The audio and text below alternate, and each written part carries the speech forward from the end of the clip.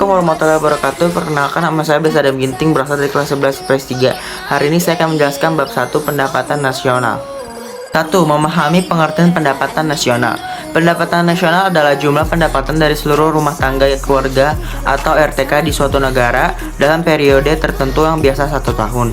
Pada awalnya, rumus pendapatan nasional yakni biaya hidup atau konsumsi seluruh masyarakat suatu negara selama kurun waktu setahun.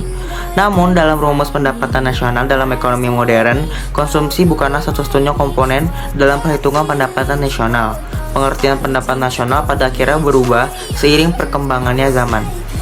Manfaat pendapatan nasional. Pertama, untuk pedoman pemerintah dalam mengambil kebijakan nasional. Kedua, untuk mengetahui struktur perekonomian negara. Ketiga, untuk mengetahui kemajuan ekonomi dari tahun ke tahun.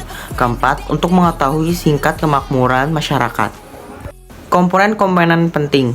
Pertama, produk domestik bruto. Kedua, GDP dengan biaya faktor. Ketiga, produk domestik bersih. 4. Nominal dan GDP real. 5. Deflator PDB. 6. Produk nasional bruto GNP. 7. GNP dengan harga pasar. 8. GNP dengan biaya faktor. Metode penghitung pendapatan nasional. Pertama, pendekatan produksi. Pendekatan ini menekankan pada kegiatan yang menciptakan nilai tambah. Kedua, pendekatan pendapatan. Pendekatan ini dihitung dengan menjumlahkan seluruh pendapatan yang diterima masyarakat. Ketiga, pendekatan pengeluaran. Pendekatan ini pendapatan nasional dihitung dengan cara menjumlahkan permintaan akhir daripada pelaku ekonomi. Penjelasan pendapatan per kapita. Pendapatan per kapita adalah besar pendapatan rata-rata penduduk di suatu negara.